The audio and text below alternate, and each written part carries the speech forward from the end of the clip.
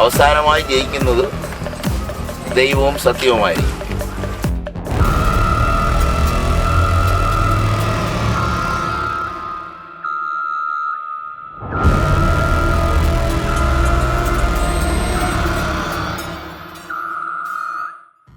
കൊല്ലം കൊണ്ടുള്ള കാര്യങ്ങൾ അറിയാം. ഈ വയലിലും ഈ അമ്മച്ചിയാണ് കുടിയിരുത്തിയിട്ടുള്ളത്.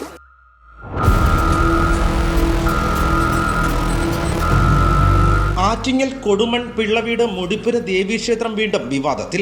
നൂറ്റാണ്ടുകളായി ഇവിടത്തെ ദേവിയെ കളിനാൽപ്പറ വയലിൽ പച്ചപ്പന്തൽ കെട്ടി കുടിയിരുത്തി പാട്ടും വിളക്കുമായി 7 ദിവസം ഉത്സവം നടത്തി വന്നിരുന്നു. എന്നാൽ 2020 ചില നാട്ടുകാർ ചേർന്ന് കുടമൺ മുടിപ്പുര ദേവീക്ഷേത്രം എന്ന പേരിൽ ട്രസ്റ്റ് രൂപീകരിക്കുകയും 2024 ഫെബ്രുവരി 28 മുതൽ മാർച്ച് 5 വരെ മീൻപാട്ട് ദേവീക്ഷേത്ര പരിസരത്തു നിന്നും ഘോഷയാത്രയെത്തി കുടിയിരുത്തുത്സവം നടത്തുകയും ചെയ്തു. ജനിച്ച നാൾ തൊട്ടേ ഈ നാട്ടിൽ ഉത്സവം എന്ന് വെച്ചാൽ ഇത് നമുക്ക് പ്രധാനപ്പെട്ട ഒരു ഉത്സവമാണ്. വയലിലെ ഉത്സവം എന്ന് വെച്ചാൽ നമ്മൾ തെക്കയിലമ്മ എന്ന് വെച്ചാൽ അത്രയ്ക്കാണ് നമ്മളെ മനസ്സിൽ കൊണ്ട് കിടക്കുന്നത്. പാവമായാലും പണമായാലും എന്തരായാലും നമ്മൾ അതുപോലെ സഹകരിക്കുന്ന ആളുകളാണ്. ഇപ്പം കുറച്ച് ദിവസം കൊണ്ട് ഭയങ്കര പ്രയാസങ്ങളായിരിക്കുകയാണ്. ഇത്രയും ദിവസമായിട്ടും ദേവിയെ കുടിയിരുത്തണം. തെക്കതിൽ നിന്ന് കൊണ്ടുവന്നാണ് ദേവിയെ കുടിയിരുത്തണത്. ആ ദേവിയുടെ സ്ഥാനത്താണ് ഇപ്പോഴവരെല്ലാരും കൂടെ ചേർന്ന് എവിടെന്നാ ഒരു പൊമ്മയെ കൊണ്ടുവന്ന് ഇവിടെ കുടിയിരുത്തി ഉത്സവം നടത്തണം. നമുക്കത് മാറ്റിയിട്ട് ആ പെര ഒന്ന് മാറ്റിയിട്ട് നമ്മളെ ദേവിയുടെ പേരിലുള്ളതാണ് 18 സെന്റ് വയലും 12 സെന്റ് സ്വർണവും. അവർക്ക് ആവശ്യമുള്ള വെങ്കല പാത്രങ്ങളും ഇതെല്ലാം ദേവിക്കുള്ള മുതലാണ്. കുടിയിരുത്തണം. ചേച്ചി പറ. അതുകൊണ്ട് നമുക്ക് അങ്ങനെയുള്ള ഒരു പ്രധാന ചടങ്ങ് നമുക്ക് ചെയ്തേ പറ്റൂ. നമ്മളെ കുട്ടിക്കാലമായി നമ്മളെ വീട്ടിൻ്റെ അകത്തുനിന്ന് വേറെ പോയ ആൾക്കാരെല്ലാം ചോദിക്കുന്നത് എന്ന് കുടിയിരുത്തണം എന്ന് പറഞ്ഞാണ് വന്ന് ചോദിക്കുന്നത്.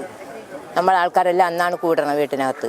അപ്പം അതുകൊണ്ട് നമുക്ക് പ്രധാനമായിട്ട് വഴക്കും ലഹളയൊന്നും ഇല്ലാതെ നമുക്ക് ഇതൊന്ന് നടത്തണം. ഇനി എന്ത് കാര്യം വന്നാലും ശരി. അവര് കുടിയിരുത്തിയത് കൊടുമണിലാണ്. ഇത് കുടുംബത്താണ്. അവര് കുടമണിലാണ് കുടിയിരുത്തിയേക്കണത്. ഇത് കൊടുമത്താണ്. കൊടുമ മുടിപ്പുര ദേവിയാണ്. കളിനാപ്പറ വയലിൽ കുടിയിരുത്തണം. അവർ കുടിയിരുത്തിയേക്കണത് കുടമണിലാണ്. കുടമൺ അങ്ങനെ ഒരു സ്ഥലമില്ല. കൊടുമണാണ്. ഇവിടെ തന്നെ കുടിയിരുത്തണം. നമുക്ക് കൊച്ചു കുട്ടികളെയൊന്നും നമ്മളെ കൊച്ചുമക്കളെയും അല്ലാത്ത മക്കളെയൊന്നും നമുക്കൊന്നിനും കൊടുക്കാനില്ല. നമുക്ക് അത്രയ്ക്കേ ഉള്ളൂ. അതുകൊണ്ട് അവരെ പേരിലൊന്നും ഒരു കേസ് കൊടുക്കാതെ ഒന്നും കേസാണ് അതിനൊക്കെ. അതുകൊണ്ട് നമ്മൾ അതിനുള്ള സന്തോഷത്തോടു കൂടി എല്ലാം നടത്തി തരണം. അത്രയും നമുക്ക് പറയാനുള്ളൂ. പിന്നെ പറയാനുള്ളതെന്ന് വെച്ചാൽ എൻ്റെ അമ്മൂമ്മേരെ അപ്പൂപ്പൻ്റെ കാലം തൊട്ടേ ഈ വയലിലാണ് കുടിയിരുത്തുന്നത്. ഞങ്ങൾ അതാണ് കണ്ടു വളർന്നിട്ടുള്ളത്. നമുക്ക് വേറെ പരാതിയും കാര്യങ്ങളൊന്നുമില്ല. ഈ കുടിയിരുത്തുന്ന ദേവിയെ കുടിയിരുത്തണ വയലിൽ കുടിയിരുത്തണം. ഒറ്റ കുടിയിരുത്ത്, 2 കുടിയിരുത്തിൻ്റെ ആവശ്യമില്ല. നമ്മളെ കുട്ടികളെല്ലാം അത് കണ്ട് നമ്മളും അത് കണ്ടാണ് വളർന്നത്. ഞാനിവിടെ അടുത്ത് താമസിക്കുന്നത്. നമ്മൾ കൊച്ചിലെ അത് കണ്ടാണ് വളർന്നത്. കുടിയിരുത്തുന്ന ദേവിയെ കുടിയിരുത്തണ വയലിൽ കുടിയിരുത്തണം. മുടിപ്പുര വയലിൽ കുടിയിരുത്തണം. അതിന് ആണ് നാട്ടുകാർ കാശ് കൊടുത്താണ് ഈ വയൽ മേടിച്ചിട്ടിരിക്കുന്നത്. അത് കുടിയിരുത്തണ ദേവിയെ കുടിയിരുത്തണ വയലിൽ കുടിയിരുത്തണം.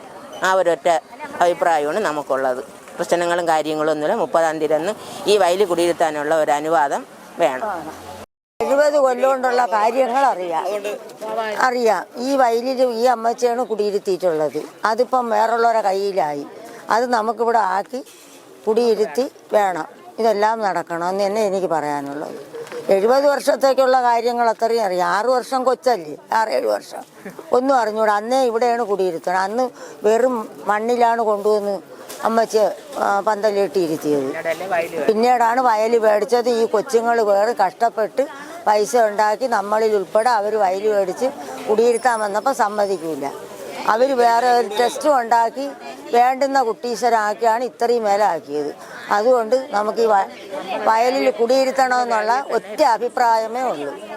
എന്നാൽ കൊടുമൺ പിള്ളവീട് മുടിപ്പുര ദേവീക്ഷേത്രം ട്രസ്റ്റിനും നാട്ടുകാർക്കും മുൻ വർഷങ്ങളിൽ നടന്നു വന്നിരുന്ന ആചാരവിധി പ്രകാരം കുടിയിരുത്ത മഹോത്സവം നടത്തുവാൻ പൊതുയോഗം കൂടുകയും മാർച്ച് 29 മുതൽ ഏപ്രിൽ 5 വരെ നടത്തുവാൻ തീരുമാനിക്കുകയും ചെയ്തു. ആറ്റിങ്ങൽ.